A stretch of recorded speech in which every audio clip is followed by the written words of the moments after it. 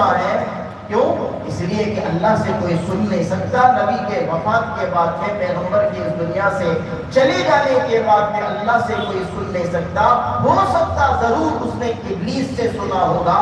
اچھا ابلیس سے سنا ہوگا، وہ تو عرش نظر آیا تھا نا، وہ تو کرسی نظر آئی تھی نا، وہ تو آسمان بھی نظر آیا تھا نا، آسمان کے دروازے بھی نظر آئے تھے نا.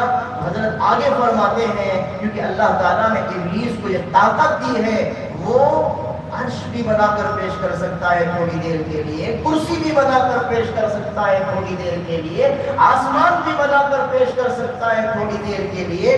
اگر اس نے عرش میں کرسی پر کسی کو بیٹھ کر بولتے ہوئے بھی دیکھا ہوگا، آسمان بھی اس نے دیکھ لیا ہوگا، تو اللہ کو نہیں دیکھا، اس نے ابلیس کو دیکھا ہوگا.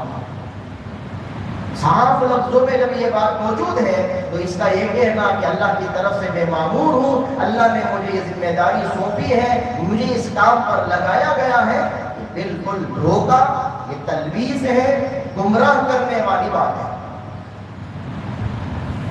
لیکن حقیقت میں ہے بھی نہیں کچھ بھی.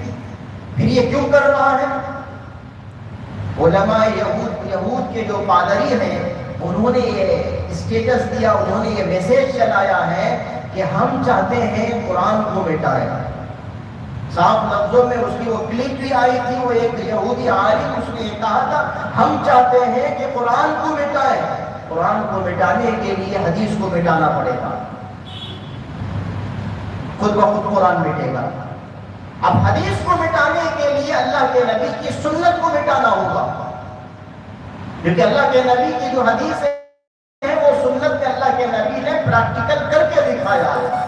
اورلی جو فرمایا وہ حدیث ہے، پریکٹیکلی جو کر کے دکھایا وہ سنت ہے. سنت کو مٹانا ہوگا تو قرآن کو مٹانے کے لیے حدیث کو مٹانا ہوگا، حدیث کو مٹانے کے لیے سنت کو مٹانا ہوگا، ختم کرنا ہوگا. اب سنت کو مٹانے کے لیے کیا کرنا ہوگا؟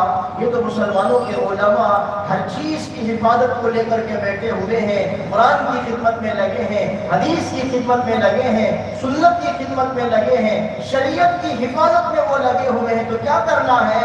علماء سے کاٹنا ہوگا. امت کو، مسلمانوں کو علماء سے کاٹنا ہوگا. اب کاٹنے کے لیے ہم نے کیا تدبیر کی؟ ہم نے اپنے لوگوں کو ان کے بیچ میں عالم بنا کر چھوڑ دیا. یہ اس کا ایک بیان ہے، واضح لفظوں میں اس میں یہ بیان ہے. ہم نے اپنے لوگوں کو مسلمانوں کے بیچ میں چھوڑ دیا، وہ ہمارا کام کر رہے ہیں. چاہے وہ انجینئر مرزا کی شکل میں رہے، چاہے وہ شکیل بن حنیف کی شکل میں رہے، یا وہ غلام احمد قادیانی کی شکل میں رہے، یا وہ گوہر شاہی کی شکل میں رہے، جس شکل میں بھی رہے وہ ہمارے نہیں ہیں، وہ ان کے ہیں.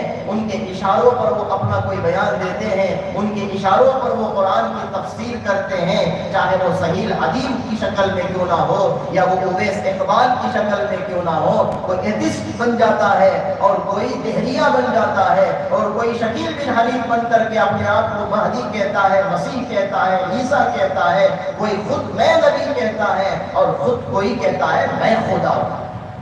یہ سب فتنے ہیں بزرگان محترم. ہم سے ہمارا ایمان چھیننے کے لیے، ہم سے ہمارے پاس کی وہ دولت چھیننے کے لیے سنبھل کر رہنے کی ضرورت ہے.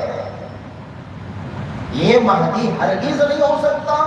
اس سے پروف پوچھنا بھی غلط ہے، اس سے دلیل پوچھنا بھی تو مہدی ہے اس کی دلیل کیا، یہ پوچھنا بھی غلط ہے.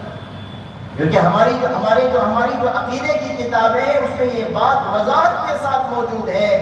غالباً امام اعظم ابو حنیفہ علیہ رحمہ کا فرمان ہے کہ اگر کوئی کہتا ہے میں نبی ہوں، اس سے اگر کوئی یہ پوچھے تو نبی ہے اس پر ایویڈنس کیا ہے، پوچھنے والا اسی وقت کافر ہو جائے گا. ارے پوچھا کس لیے تو نے؟ جب حضور کے بعد کوئی نبی آنے والا نہیں، تو نے یہ کیوں پوچھا کہ ایویڈنس کیا ہے، پروف کیا ہے، دلیل کیا ہے؟ اس کا یہ مطلب ہو گیا دلیل ہے تو میں مانوں گا. ارے تو کیسے مان سکتا ہے اس کو؟ وہ کون ہوتا ہے جو اپنے آپ کو نبی کہنے والا، میں نبی ہوں، میں پیغمبر ہوں، میں رسول ہوں، میں کھلا ہوں، میں کھلا ہوں؟ وہ کون ہوتا ہے کہنے والا جبکہ اللہ کے نبی نے فوراً وہاں سے ایک لشکر بھیجا جائے گا حملہ کرنے کے لیے، جنگ لڑنے کے لیے مہدی سے. وہ لشکر ملک شام سے نکل کر مکہ اور مدینے کے بیچ میں مقام بیدا